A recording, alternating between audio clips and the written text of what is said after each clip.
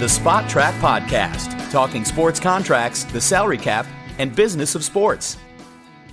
Well, hey everybody, welcome to the Spotrac.com podcast. I'm Kevin Sylvester, along with Paul Peck. We're from BuffaloSportsPage.com, and the founder of Spotrac.com, Mike Giannetti, the man with the money. The man who doesn't have the money next year is Earl Thomas, as we look at what happened in Week 4 of the National Football League. What an ugly scene, several It's been different an ugly ways. scene there. But It's it's not Paul, it culminated with what he did in the game. I mean, there. It's ugly that a player breaks his leg heading into a free agent year, and the exit was ugly. Absolutely, the exit was ugly, Or Mike. awesome. But it goes back. It goes your kid's back, watching. It's ugly. Come on. Yeah, it goes back to the last couple of years with him, and this was and everything that he did on that cart heading off was fueled by what didn't happen in the previous years. Yeah, there's no question. That's frustration coming out. That's financial frustration is what that is. Yeah. Because he was playing his butt off for 3.5 games before that happened. Honestly, I mean, he was doing everything right on the field when he was showing up. And, yeah, you feel a little bad for him because you have to give him credit for doing what he's been doing, right? I mean, he's being, obviously really negative about the situation on social media, in the public. He's skipping practice. Well, we're talking about practice. Yeah, but that to me, the stuff he said about the practice was just you never hear NFL players talk that way. Where he said, "I have a hangnail. If I'm not 100%, I'm not practicing," and we all know why. You just don't hear that stuff generally said in NFL circles. And Earl Thomas took it to another level by saying, "You're not going to pay me. I'm not giving you my 100% effort, except during the games because I know that's what's going to get me another team to give me that money." Do you think that there aren't other players who I know there are, but no one ever We'll talks about it. I got a fun story about that. We'll get there. Okay. Did you hear the Chiefs had a deal all but wrapped up for him, for Earl Thomas? I did not hear that. That was rumored. That was the right team. It sounded like it was all ready to go after Week 4, and then this happened. So it's an even worse story, I think, than people are seeing on the surface. He's still going to get paid. He's a great player. Yeah. He'll rehab. Somebody will sign him. He just may not get paid as much as he was going to be paid. I don't know about that. He's 30, so yeah, that'll have a factor. I mean, this is his second leg injury, right? This is kind of multiple injuries for him now. I believe you're right. Yes. Then was a concussion with him too? No. Boy, don't remember. Seattle defense has been such a mess. Yeah, he's gone. There's no question he's gone. He's going to hit free agency. I will say this: with all these situations kind of coming into play here, it's going to be a pretty fun March. Yeah. For football. I just hope he doesn't hire Richard Sherman to be his agent, that he learns from his friend. I don't know. Right? There's a lot more guys starting to take that route. He needs to learn what Sherman did wrong in his contract. That's what I'm saying, yes. You're partly to blame for that because they can go on your website and see exactly what it is that they should be making and what everybody else makes. So what do you need an agent to do that But it's not for? about what to make. I thought Sherman's numbers were fine, but Sherman built in per-game active bonuses. Sherman built in I have to go to the Pro Bowl to get a lot of money. He did it. He bet on himself with pride, and now he's hurt.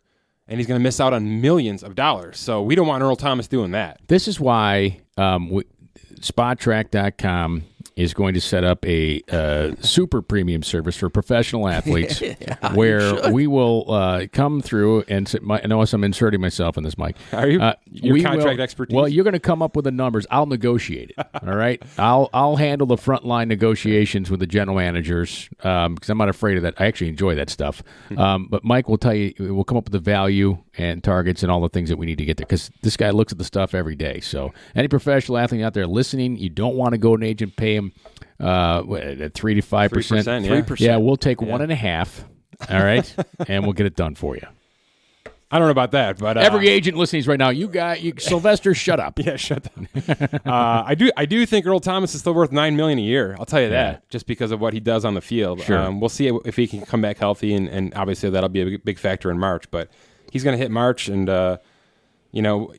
He'll have. Listen, agents are worth it. The agents are able to find the stuff out. They use the resources, and they'll go out there and they'll make sure you don't make mistakes like Sherman made. Yeah, well, so but it wasn't yourself. all mistakes by Sherman, because we've talked about this a lot too. It's what the NFL has become now. Yeah. You get the most out of what you can get, particularly a very physical player like Thomas, who you know is likely going to have a little shorter career because of injuries than someone else.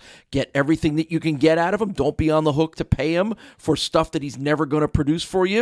And take the chance of him being disgruntled, but then say, hey, sorry, see ya. All right, but so what does this mean for Le'Veon Bell? One more thing before I get there. Yeah. Isn't this shame on Seattle? A team who but was it's how the business is done, isn't but it? come on, a team who was going to be 2-14, right? I mean, on They paper, should have moved him.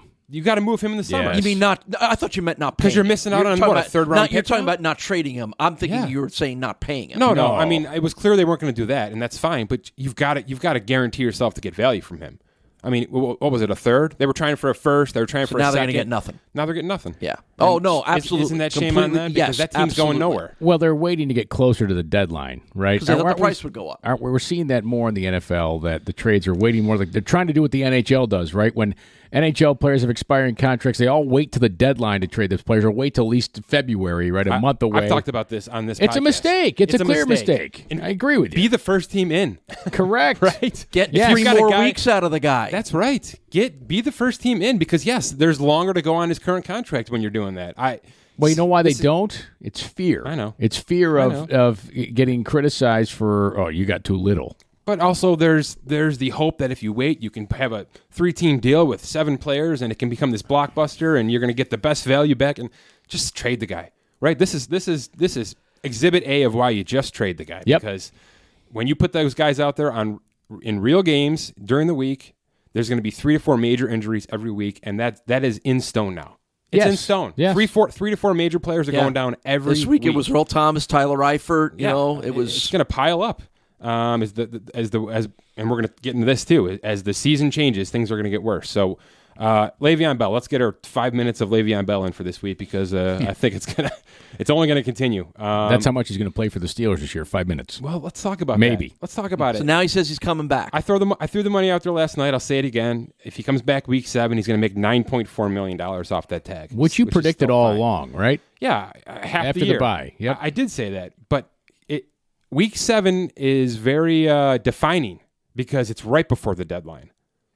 It's right before that trade deadline, October 30th, right? Mm-hmm. So you're giving yourself about 10 days, if and when he signs during the bye week, for Pittsburgh to still go out there and shop him, which I can't see happening. I can't see a team doing it, but You can't see a team trading for him. Is what sorry, you're saying. I can't see the logic in doing it in a team trading for him, but I think it's going to happen now. Because you've got to pay him, and there's no guarantee you're going to be able to keep him. Yeah, I really do think that's going to happen. I think he's going to sign that tag with Pittsburgh in week 7 during that bye week, and it's significant that it's the bye week, right? That there's going to be a lull that's going to give Pittsburgh time to go and actually get this thing done. He wants out, is what my guess is. He wants out of Pittsburgh. He doesn't want to play it down for them this year, and because what's going to happen, right? This team is. They're in trouble. On the downslide. They're in trouble. They yeah. need offensive maximum power.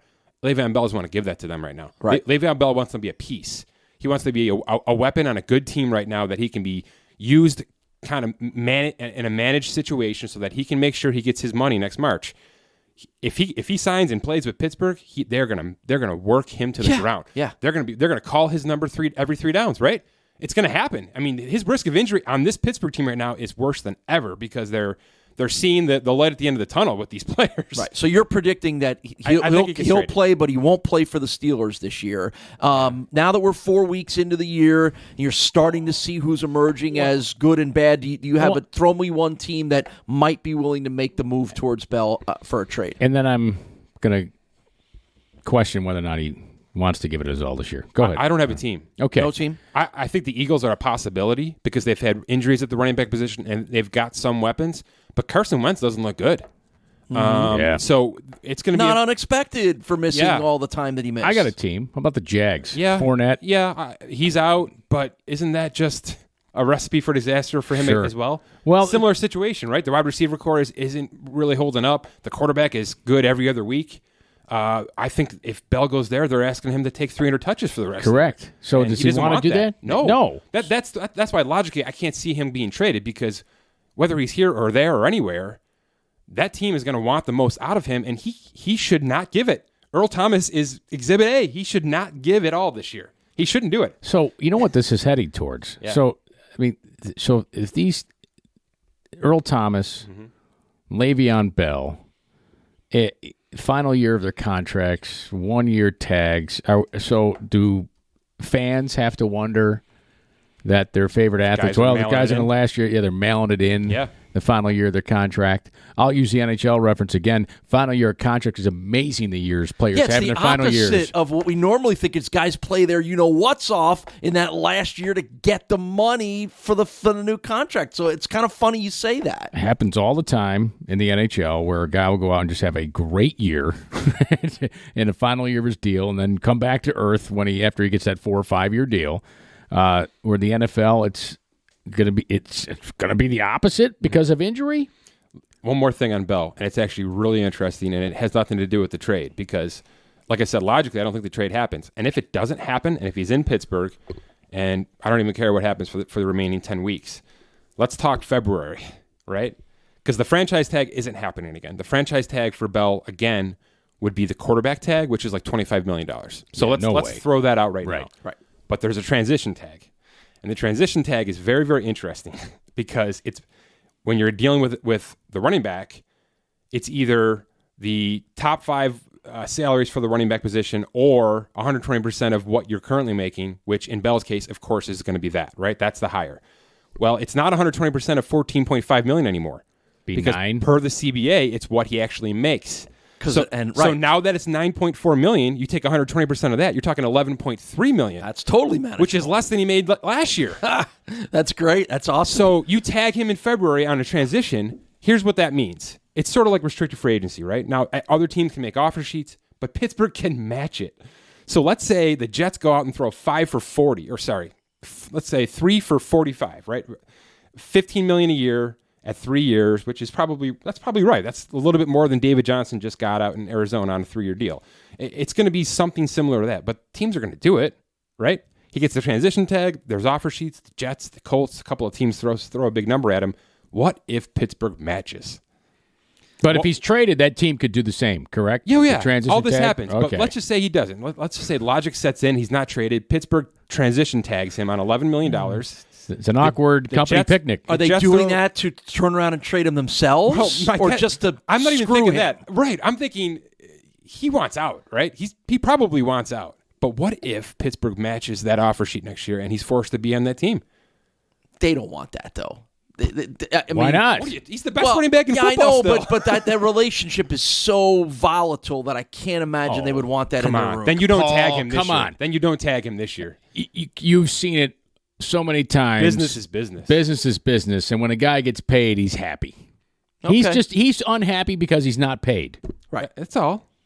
And because they've been winning, and he's got to love that he's a major factor of that. Right. Trust me, he gets paid. They will be the best of friends. Okay. All right. You wanted to talk a little bit about. It will be. You wanted to talk a little bit about the offensive explosion that we have seen in the NFL. Here's where I want to go with this because it's from a team building aspect. It's getting really interesting. All right. The NFL game has really switched its gears. Obviously, it's a passing league, almost to a fault, right? And defense is just being blown out of the system. I mean, if you've got a good defense, that's great. But if you don't have an offense that can put up 40 points alongside of it, is that defense even worth your time? And we're seeing that across the league. We're seeing that in Jacksonville, they're not the best team in football, and a lot of people thought they would be with that defense. And an up-and-coming Blake Bortles. Well, Bortles is who we thought he was, and they're sort of middle of the road right now. I mean, they're upper tier, but not great. Way to use a Denny Green riff. We are who we thought we were. Right. That's right. Playoffs? No. But it's a big shift. It's a big shift. Minnesota's another example, too. It's a great example. And Philly's right behind them right now because of what they're not on the offensive scheme. Are we putting too much stock in the quarterback position? Right? And then further that conversation, are we putting too much stock in young quarterbacks? And I've said this before, because if it's that important to have a quarterback who's healthy and good and makes good decisions and has 7 weapons, which is where we're going, then we're putting way too much on these guys' shoulders. And subsequently, if they get injured, your team is dead. Right. But it's hard to get all those weapons contractually if you're paying a quarterback $25 million, right? But it's not. Isn't that the challenge here? But it's not if you do it through the draft. It's not. Okay. Right? If you go and find some third and fourth rounders, and they're there every year. They're there every single year. You find these these non-SEC players, right? Right. In these other conferences who can play, who can run, catch. I mean, you're not asking too much of these guys, right? I mean, when you're calling their number 1 every 8 plays, it's just learn the playbook. We're going to call your number when we're going to call it. These are your 10 plays, right? It's getting easier to scheme and guys for are that. so much better prepared for that because they're all playing spread offenses all of that in college. But all of that lies on a quarterback who's got brains, can move out of a pocket, can obviously throw accurately. But it's not even about downfield anymore, right? Kansas City's a dink and dunk team. They're a 12-yard team. It's the old West Coast offense. That's right. It is, but it's just with better athletes. It is, but you're taking the running game out of it completely. Yes. And that's the problem. You don't have Roger Craig's anymore, right? With Bill Walsh's system. You're not doing that. Now, the Saints are going to try. I'm going to put that out there. The Saints are going to try to use Mark Ingram in that between the tackles running role, and it worked. And they're going to still use Kamara as that weapon, and they're going to have Michael Thomas. I mean, that team, their defense is terrible, and they knew they were going to be terrible. They drafted a couple of players to try to make it better, but I thought that was careless on their part, just because of what I've already said. I don't even know that if you invest high draft picks in defense anymore. Well, but remember they traded next year's first to get Davenport. It's ridiculous. That's ridiculous, in my opinion, based on what we're talking about here.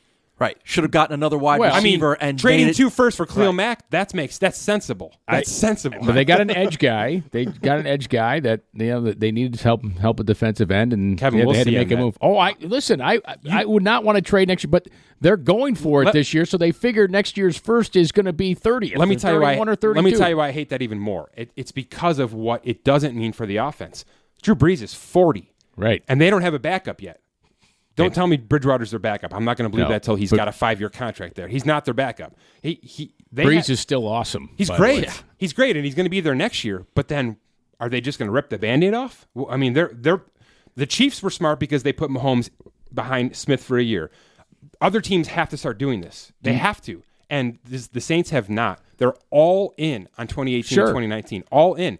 Because then Kamara needs money, Michael Thomas needs money, and then it's dead. Do you think Sean Payton cares right now? I think Sean Payton knows it's a really good point. He's got Drew Brees. It's a really good point. And when Brees is done, he's out of there. We're done. He knows it. Yeah. Here's the other thing you brought up that just got me thinking. Why would you, if you're going to spend some money on defense?